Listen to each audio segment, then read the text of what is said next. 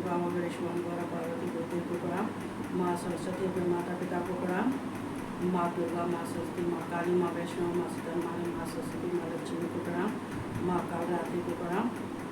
और सभी जितनी भी शक्तियाँ हैं सभी शक्तियों को मेरे को प्रणाम। और सभी को जय माता की, हर हर महादेव। तो आज हम जो है इससे पुराण नहीं सुनाएंगे, आज हम केवल अपने माँ का महात्म्य सुनाएंगे।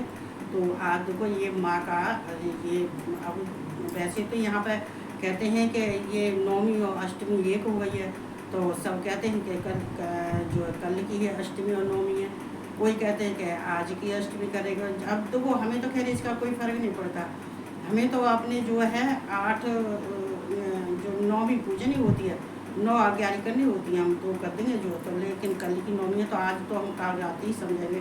क्योंकि देखो ये माँ के दिन कभी घटते नहीं है, माँ के नाम कभी घटते नहीं है। अब मान लीजिए अगर कोई कहे कि आज महागौरी है तो फिर काल रात्रि कहाँ गई? नहीं, ऐसा नहीं है, काल रात्रि का दिन है। और बेशक कल सिद्धरात्रि और महागौरी का, महागौरी सिद्धरात्रि का कल हो जाए, ये तो हो सकता है।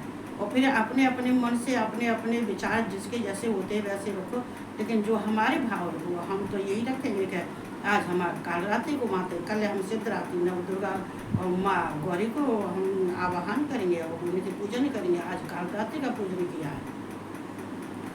तो देखो हमें अपने नियम से चलना चाहिए, हमें अपने ऐसे हमें तो 9 देवियों का हमें तो उपासना करनी, 9 देवियों का हमें तो स्मरण करना है, 9 देवियों का भी हमें तो जो है पूजा पाठ करना है, उनकी लौंग नारियल सब को चढ़ाना होता है। तो हम चलो आज माता आज जो है काल रात्रि का दिन है तो काल रात्रि का आवाहन करते हैं। ओम या देवी सर्वभूतेषु काल रात्रि रूपेण संस्थिता नमस्तस्यै नमस्तस्यै नमस्तस्यै नमो नमः। ओम या देवी सर्वभूतेषु मातरूपेण संस्थिता नमस्तस्यै नमस्तस्यै नमस्तस्यै नमो नमः। ओम या देवी सर्वभूतेषु लक्ष्मी रूपेण संस्थिता नमस्तस्यै नमस्तस्यै नमस्तस्यै नमो नमः। ओम या देवी सर्वभूतेषु सरस्वती रूपेण संस्थिता नमस्तस्यै नमस्तस्यै नमस्तस्यै नमो नमः। ओम या देवी सर्वभूतेषु प्रकृति रूपेण संस्थिता नमस्तस्यै नमस्तस्यै नमस्तस्यै नमो नमः। ओम मैं माता रानी को कोट कोट प्रणाम करती हूँ, काल रात्रि को और महागौरी को भी मैं कोट कोट प्रणाम करती हूँ, उनकी वंदना करती हूँ, स्तुति करती हूँ और संसार के जितने हैं सबको जय माता की करती हूँ। तो ये चलते देखो यहाँ अगर हम माँ के नाम लेते हैं, या देवी सर्वभूते शक्ति रूपेण संस्थिता, तो ये तो बहुत बड़ा है, ये बहुत हैं, ये शायद 19 या 20 हैं ये। तो इनको तो हम पढ़ेंगे तो बहुत टाइम लग जाता है, चूँकि ये फेसबुक है, लेकिन हाँ हमें माँ का आवाहन करना है तो हमें करना चाहिए। क्योंकि देखो हम जिस देवता की पूजा करते हैं, जिसकी कथा करते हैं कहते हैं, तो उनका आवाहन हम उन्हीं के नाम से करते हैं। मान लीजिए जैसे आज हम जब लौंग चढ़ाएंगे, सब शक्तियों को लौंग चढ़ाते हैं, लौंग बतासा सबका चढ़ाते हैं, कपूर लौंग बतासा। लेकिन जो मैन जैसे आज काल रात्रि है और उनके नाम से भी अलग चढ़ाते हैं, हमको जो है हनुमान जी का है, हनुमान जी का अलग से चढ़ाते हैं। तो ये हमें नाम लेना चाहिए, उनका आह्वान करना चाहिए। तो ये कहते हुए तो देखो ये आज हम काल रात्रि की हम बताते हैं, ये काल रात्रि कौन है। पहले बार तो इनका हम परिचय देते हैं कि इनका परिचय है कि ये जो है ये महाकाली है और इनके 3 आँखें हैं, लेकिन 3 जो नेत्र हैं इनके एकदम गोल हैं, जैसे ब्रह्मांड जैसे ब्रह्मांड गोल है, ऐसे ये ब्रह्मांड जैसी इनकी आँखें गोल हैं। ये जो साधक होते हैं, जो साधना करते हैं, जो साधक होते हैं माँ की साधना करते हैं, तो ये आज जो कालरात्रि है ये सहस्त्रार चक्र में विराजमान होती हैं। जो सहस्त्रार चक्र होता है वहाँ में हमारी ऊर्जा और हमारी शक्ति काल रात्रि से आती है। और ये काल रात्रि ऐसी नहीं है, ये देखो इनका रूप तो भयंकर है, इनके काला रंग है, बाल साफ बिखरे हुए बाल हैं और रूप काला है, जीभ लपलपाती रहती हैं और ये जो है ये लाल रंग की जीव है, चूँकि ये कहते हैं ये मधु उसका जो धूम लोचन का जब ये पिया था रक्त तो इनका लाल हो गया।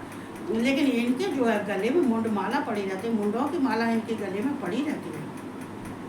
वैसे हालांकि ये इनको जो है कहते हैं सबके जो है ये काली की पूजा नहीं करनी चाहिए, लेकिन काली की पूजा करने से तुम्हारे घर के संकटों का निवारण हो जाता है काली की पूजा करने से। चूँकि ये काली जब प्रसन्न हो जाती हैं तो ये बहुत वरदान देती हैं, बहुत वरदान देती हैं, और ये रुष्ट हो जाती हैं तो ये भयंकर ही हो जाती हैं, तो इनका रूप भयंकर हो जाता है और दंड भी भयंकर देती हैं।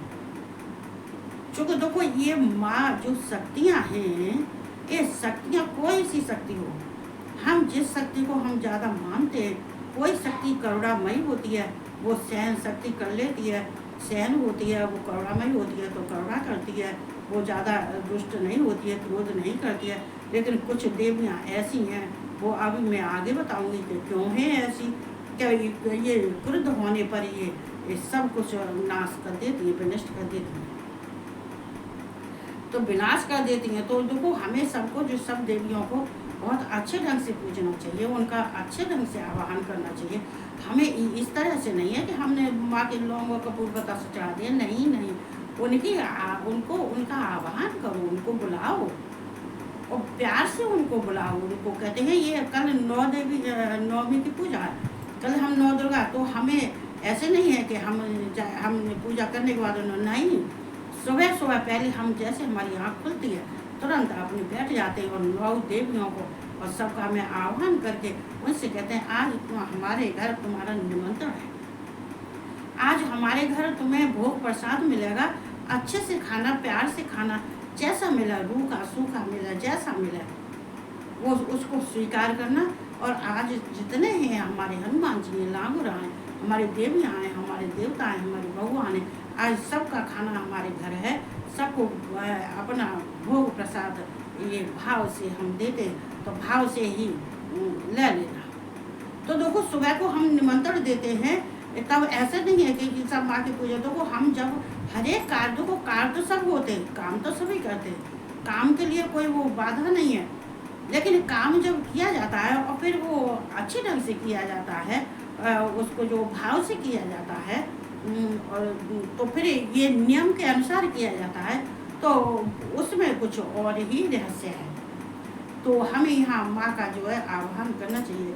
लेकिन ये जो है कालरात्रि, इनकी गधे की सवारी है, इनके 4 हाथ हैं, इनके दाहिने हाथ में एक में जो है पर मुद्रा है और एक अभय दान देती है, एक से वर प्रदान करती है, और ये जो दाहिना अंग के 2 हाथ हैं, एक में शूल है और एक में खड्ग है।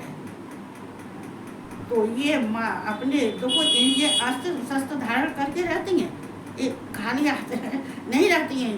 देखो ये जब ये सुम निसम जो ज़्यादा ही इनने आतंक उठा दिया था, जैसे महिषासुर ने उठाया था, ऐसे ये सुम निसम ने जो है ये देवताओं पर कब्जा कर लिया, देवताओं के राजपाट पर इनने कब्जा कर लिया। और जब इन्होंने सब देवताओं को बहुत परेशान किया तो ये सब देवता मिलके ये भगवान शिव के पास गए थे और शिव से उन्होंने फिर कहा था, तो शिव प्रसन्न हो गए और प्रसन्न होने के बाद हम कहने लगे कि चलो अच्छा तुमने हमें सुना दिया है, अगर सुना दिया है तो इसमें दुखी होने की कोई परेशानी नहीं है और तुम सब अपने स्थान पर जाओ और इसका निवारण हम करेंगे।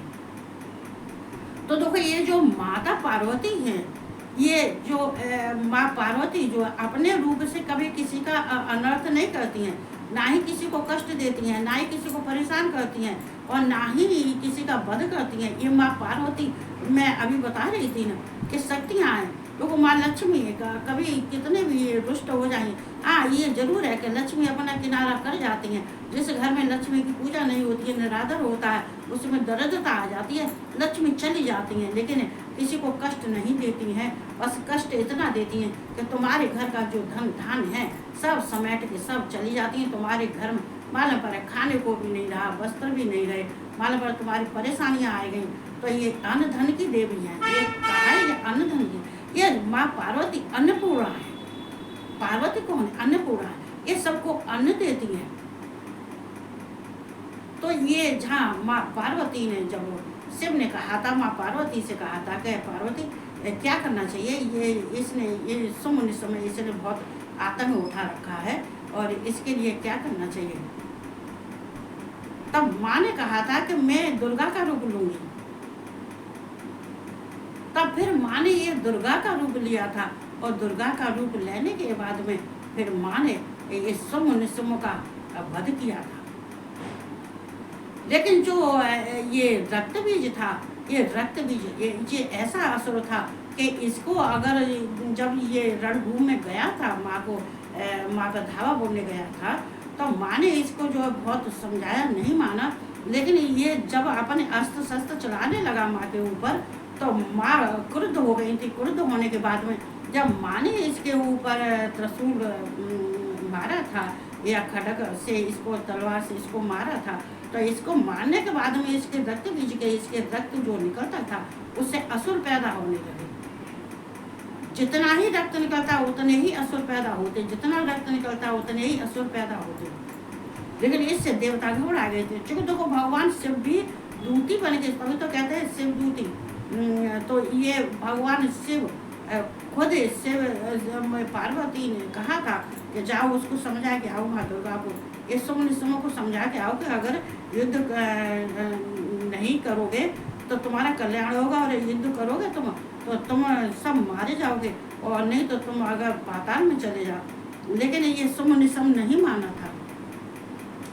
तो माँ ने क्रुद्ध होकर फिर जब देखा कि ये रक्त बीज का वध इतना बह रहा, तब फिर माँ ने अपने शरीर से ये काली को प्रकट किया। माँ ने फिर काली को प्रकट किया, फिर माँ दुर्गा ने काली का रूप धारण कर लिया। देखो ये जो है, जिस देवी का जो काम होता है वो देवी वो ही कार्य करती है। तो ये माँ ने जो है काली का रूप धारण किया। माँ ने कही थी जाओ चंडिका, तुम्हें इनको जो है ये जो चंडमुंड को, देखो कालिका ने जब रूप धारण किया था तो चंडमुंड को भी मारा था। चंडमुंड को मारने के बाद में जब चंडिका जो है वो सिर लेके आई थी, मुंड लेके आई थी, तो ये चामुंडा कहने लगी थी काली से कि लो मैं तुम्हारे लिए ये तुम्हारे शत्रु को मार के मैं इसका सिर ले आई हुई। लेकिन माँ काली प्रसन्न हो गई थी। काली ने कही कि तुम आज से तुमने चामुंडा को, चंड को मारा, इसलिए तुम्हारा नाम चामुंडा पड़ेगा। इसलिए माँ काली का नाम एक चामुंडा। तो जो जैसे उसके ऊपर माँ प्रहार करती थी, माँ दुर्गा जब जैसे ही माँ शेर वाली उस पर प्रहार करती थी, काली ने उसका जितना रक्त निकलता था सब पीती गई थी। माँ काली ने कही कि माँ दुर्गा ने कही थी कि काली तुम अपना मुँह फैलाओ, मुँह चौड़ा करो इससे, जिससे कि तब फिर माँ काली ने जितना उसका रक्त बीज का रक्त निकला था, माँ काली पीती गई थी। लेकिन पीने के बाद में लेकिन काली के मुख में भी बहुत असुर पैदा हो गए थे। लेकिन माँ ने काली ने उन जितने असुर उनके पैदा हो गए थे, उसका रक्त पीने के बाद में माँ काली ने अपने दाढ़ों से सबको चबा के खा गई थी। लेकिन तो रक्त बीज का फिर भी उसका वध नहीं हुआ, क्योंकि वो एक रक्त बीज से सैकड़ों रक्त बीज पैदा होने लगे थे, नहीं हुआ था। तो माँ ने काली ने उसका धड़ काट दिया था, सर काट दिया था। सिर काटने के बाद में उसका जब उसकी मृत्यु हो गई थी, तो माँ ने फिर उसका जो है रक्त जो था जितना था सब पीने के बाद में, और उसने फिर माँ काली ने उसको छोड़ दिया। और माँ दुर्गा ने फिर कहा था माँ काली तुम इसको जो है मारने के बाद में फिर तुम जितने हैं इसके ये सम हैं और जितने इनके असुर हैं सारी सेनाओं का भी वध करो। तो माँ काली ने फिर जितनी सेना थी सबका वध किया था, सबका। जो शेर, जो माँ का शेर था, उसने भी सबका वध किया था। उसने भी जितने थे वो रणभूमि में, ये समुनि समूह थे, वो सबको मारा था। तो यहाँ मारने के लिए माँ ने काली का रूप धारण किया था। इसी को कालरात्रि कहते हैं। रक्त बीज का संहार करने के लिए माँ ने काली का रूप धारण किया था। वो ही कालरात्रि है, लेकिन इनकी सवारी ये गधा है। गधा, एक गधा कहते हैं हम गधा। तो देखो, अब माँ के वाहन अलग अलग हैं। मुर्गों वाली भी है, इनके वाहन मुर्गे भी हैं। देखो, माँ कहती है, देवताओं से कहती है कि तुम पर जब जब आपत्ति आए तब तब तुम हमारे पास आना, तुम्हारे सारे मनोरथ सिद्ध करेंगे। तुम्हारे जितने हैं ये शत्रु हैं, तुम्हारे जितने राक्षस हैं, उनका मैं वध करूंगी। क्योंकि ये माँ का जो जन्म हुआ है, माँ को ऐसे प्रकट नहीं हुई थी। माँ को तो जितने देवता हैं सब ने अपना अपना तेज दिया। अपना अपना तेज देने के बाद में तब माँ का स्वरूप बना था। सब ने फिर अपने अस्त्र शस्त्र दिए। जितने देवता थे, ये देवता थे, ब्रह्मा विष्णु थे, इंद्र थे, ये वरुण थे, रुद्र थे, अग्नि थे, ये समुद्र थे, ये जो यम थे, सूर्य थे, चंद्रमा थे, मतलब जितने थे सबने इनको जो है अपने अपने जो है, किसी ने उंगली दी थी, किसी ने सिर दिए थे, किसी ने बाल दिए थे, किसी ने नेत्र दिए थे, किसी ने पैर दिए थे, किसी ने पैर की उंगली दी थी। ये बसुओं ने भी जो है सबने इनको दिया था। तो वो सबके तेज से माँ का स्वरूप प्रकट हुआ था। देखो, ये हम अगर देखते हैं तो अगर हम समझते हैं, हम देखते हैं तो देखो, ये माँ ने ये इतने स्वरूप रखे हैं, किसके लिए रखे हैं? इतने अवतार लिए किसके लिए? जो हमेशा तलवार लेके ये राक्षसों का वध करने के लिए खड़ी रहती हैं, और जो है भक्तों के लिए ये वरदान लेके खड़ी रहती हैं कि जितनी झोलियाँ भर सको, जितने मेरे भक्त हैं, मैं उतना वरदान दूंगी कि तुम जितना वरदान ले सको अपनी झोली भर भर के ले जाओ, झोली भर भर के ले जाओ। माँ के भंडार में कोई कमी नहीं है। माँ अन्नपूर्णा, माँ पार्वती, इन्हीं की सब देवियाँ हैं, इन्हीं से सब निकली हुई हैं, सब इन्हीं के विभूतियाँ इन्हीं के शरीर को से निकली हुई हैं। लेकिन माँ कहती है, तुम मेरी अगर भक्ति करोगे तो तुम्हारी झोलियाँ में भरूंगी, और अगर तुम दुष्कर्म करोगे तो मैं तुम्हारा नाश भी करूंगी। क्योंकि ये माँ कहती है कि लक्ष्मी की जो मेरी पूजा करता है तो उसके घर में लक्ष्मी की तरह से विराजमान रहती हूँ, और जो अगर मेरी भक्ति और पूजा नहीं करता है, मेरा निरादर करता है, तो मैं उसके घर में दरिद्रता के रूप में भी रहती हूँ। जितना हम माँ के नज़दीक जाते हैं, माँ उतनी ही हमें गले से चुपटाती हैं। ये ध्यान रखना, हम माँ के पास में जितने हम माँ के नज़दीक में जाएंगे उतनी वो हमें गले से लिपटाती हैं, चुपटाती हैं, अपने बच्चे की तरह से और अपने बच्चों की तरह से आशीर्वाद देती हैं। तो हमें इनका आशीर्वाद लेने के लिए हमें माँ की शरण में ये 9 दिन के लिए आई हैं। हालांकि आज मेरी तबीयत सही नहीं है, कुछ शायद मुझे देखिए ब्लड प्रेशर हो रहा है, सारे शरीर में चुनचुनी सूझे, जो काम भी मेरे पास बहुत पड़ जाता है। 4 बजे मैं फ्री होती हूँ, किसी दिन 3:30 बजे, किसी दिन 4, जो 2 मंजिल का काम बहुत साफ सफाई, क्योंकि हम जब सफाई नहीं करते हैं तो माँ का आगमन नहीं होता है। माँ कहती है कि जब घर में सफाई होती है माँ दौड़ी चली आती है। तो हमें सब घर की सफाई कोना साफ रखना चाहिए, करना चाहिए। वैसे तो रोज ही करना चाहिए, और लेकिन जब ये माँ के दिन होते हैं, कोई पर्व होता है, उत्सव होता है, तो हमें, चूँकि हमारे घर में देवता आ रहे हैं, देवियाँ आ रही हैं, शक्ति आ रही हैं, तो ये सहस्त्रार चक्र में जो है इनकी शक्तियाँ आज विराजमान होती हैं। माँ काली की, कालरात्रि की जो है, जो तुमने किया कल नवदुर्गा को जो है, जो माँ गौरी का होगा, इस सब राक्षसों का। देखो, सुम्निसुम्न को इन्होंने मारा था, चंडमुंड को मारा था, सुम्निसुम्न को ये माँ दुर्गा ने मारा था। माँ जो शेर सवारी है उन्होंने उसको मारा था, उसका वध माँ ने किया था। माँ कहती है कि मैं, हालांकि माँ के हुंकार से ही ये सारे राक्षस का वध हो सकता है, सारे राक्षस माँ के एक हुंकार शब्द से ही ये सब नष्ट हो जाएंगे, लेकिन माँ ही होती है। माँ होती है। माँ किसको कहते हैं? जिसके अंदर ममता होती है, जिसके अंदर ममता होती है, जिसके अंदर करुणा होती है, तो वो ही माँ होती है। हर एक ऐसी माँ नहीं होती है जो माने पड़ेंगे कि वो अपने बच्चों का ही वध करवा दिए, बच्चों को छोड़ के जा रही हैं, और माना पति का ही जो कुछ है जैसे।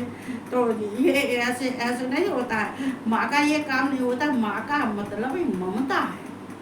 ममता, माँ के अंदर ममता है, करुणा है। तो हमें माँ का स्वागत करना चाहिए।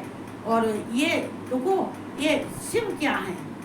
इस शिव के बिन शक्ति अधूरी है, शक्ति के बिन शिव अधूरे हैं। जो शिव के कारण, चूँकि ये सृष्टि की रचना करती हैं, पालन करती हैं, संहार करने वाली हैं। चूँकि ये अपने शस्त्रों से मारने के लिए, ये अपने शस्त्रों से इसलिए मारती हैं कि ये माँ कहती हैं कि मैं अगर इनको अगर चाहूँ तो मैं अपने हुंकार शब्द से ही इनको मैं मार सकती हूँ, वर्ज कर सकती हूँ, लेकिन इनका, माँ कहती है, इनका उद्धार करने के लिए मैं अपने अस्त्र शस्त्रों से इनको मारती हूँ।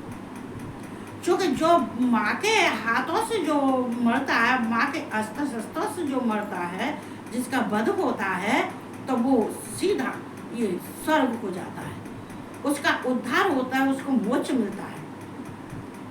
इसलिए मोक्ष देने के लिए माँ मारती भी है, उद्धार भी करती है। हम अपने बच्चों को मारते भी हैं तो प्यार भी करते हैं। क्यों करते हैं? अपने बच्चों की रक्षा के लिए, अपने बच्चों को संस्कार देने के लिए, और उनको जो है धर्म का मार्ग दिखाने के लिए। अगर हमें डांटना भी पड़े तो डांटते भी हैं, और मारना पड़े तो मारते भी हैं, लेकिन और प्यार भी करते हैं। ऐसे ही माँ है। यह दुर्गम क्या था? यह दुर्गम जो ये वेदों को चुरा के ले गया था, तब भी देवता बहुत परेशान हुए। चूँकि ब्रह्मा ने ये असुरों को, उनने वरदान में वेद मांग लिए थे, ब्रह्मा ने वेद दे दिए थे, और वेद चुरा के असुर पाताल में छुप गए थे। ये दुर्गम, ये दुर्गा का नाम तभी तो ये माँ दुर्गा का पड़ा।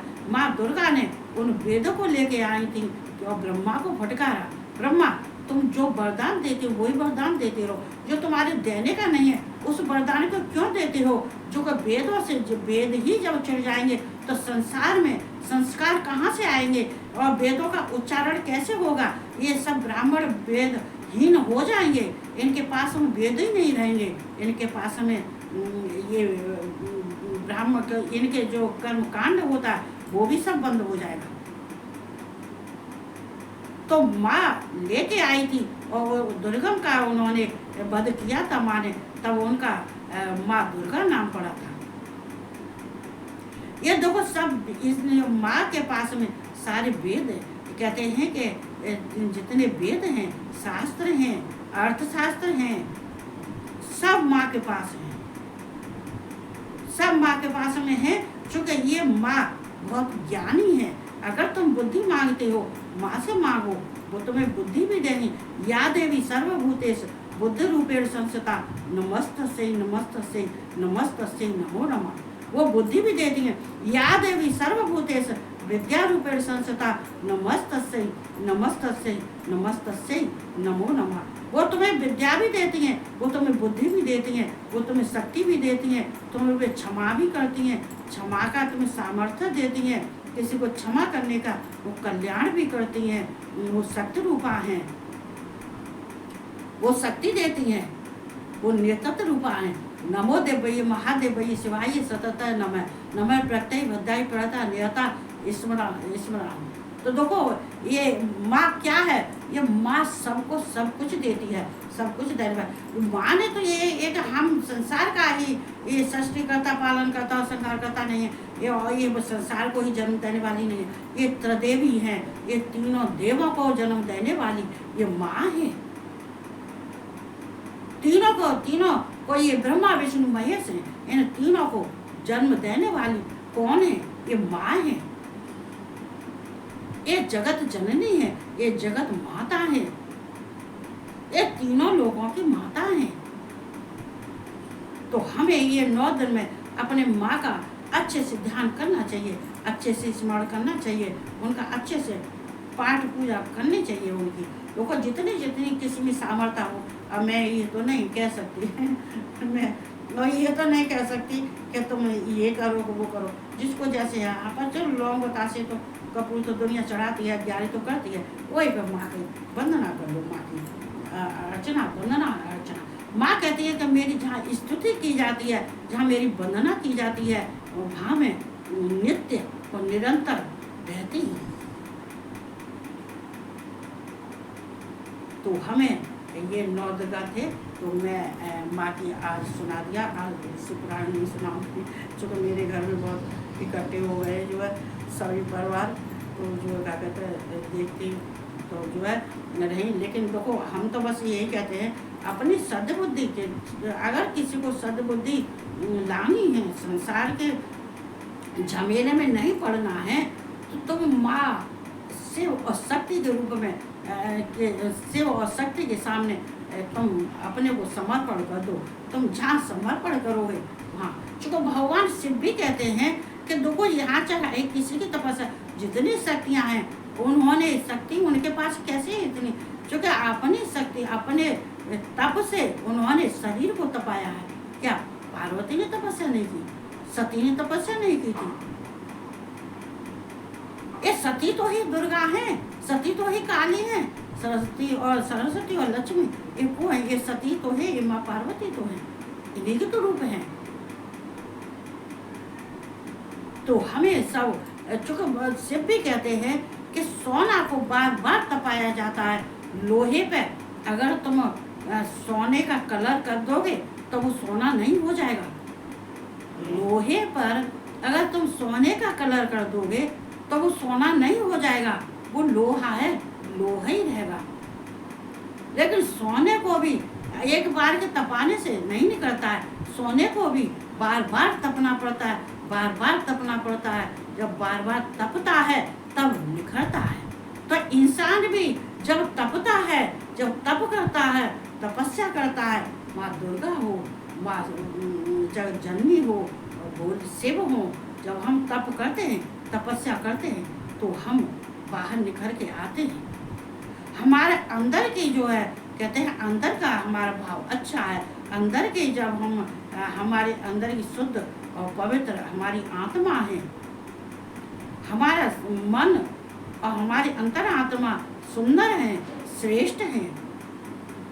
हमारे सुंदर से हमारे चेहरे और शकल के सुंदर से कुछ नहीं मिलता, ये तो सबको होता है, अच्छा होता है, सबको सुंदर दिखाई देता है। लेकिन उसका अंत अपने धर्म का करना चाहिए। जैसे कि अपने धर्म को छोड़ के ये दूसरे मार्ग पर जा जाके ये शादी करती हैं, अपने ब्राह्मण धर्म को भी छोड़ देती हैं, अपने और तो और हिंदू हैं वो मुसलमान से शादी कर रही हैं, उनका तो धर्म ही नष्ट हो गया, उनका अंतःकरण ही अशुद्ध हो गया। चाहे वो कथा करे, चाहे भागवत करे, कुछ भी करे, लेकिन उनका धर्म परिवर्तन हो गया। अपने धर्म के मार्ग पर ये चलो, अपना धर्म का कार्य करो और भगवान की संदेश जो मिलते हैं उनके अनुसार अपन दिनचर्या को संभालो। यही हमारा कर्म है, यही हमारा धर्म है, यही हमारा सनातन धर्म है। इसी को सनातन धर्म कहते हैं। इसको सनातन धर्म नहीं कहते हैं कि ब्राह्मण कुल की बेटियां और कहाँ कहाँ कैसे कैसे शादी कर रही हैं, तो वो धर्म नहीं होता है। धर्म तो चला गया, एक बार धर्म चला जाता है, लौट के नहीं आता है। पैसा चला जाता है, बार बार जाएगा, बार बार आएगा, बार बार जाएगा, बार बार आएगा। तो इसलिए हमें माँ के 9 दिन में हमें माँ का तप और तपस्या करनी चाहिए, माँ से प्रार्थना करनी चाहिए कि सद्बुद्धि दो, ज्ञान दो, हमारे घर में प्रवेश करो, हमारे घर में अपना स्थान बनाओ। ये सब हम प्रार्थना करते हैं। तो माँ कल्याणमयी, माँ कल्याणी, इसको कल्याणी कहते हैं, ये मंगलकारी कहते हैं। तो ये मंगल भी करती है और कल्याण भी करती है। इसे कहते हुए मैं सबको जय माता की, हर हर महादेव, जय श्री कृष्णा और राधे राधे, और सबको गुड नाइट और सबको शुभ रात्रि। ये शुभ रात्रि तो है ये एक काल रात्रि, इस सब की एक काल रात्रि, इसकी सबकी शुभ रात्रि हो, इसी को हम कहते हुए और हम अपनी वाणी को विराम दे रहे हैं और सबको जय श्री कृष्ण।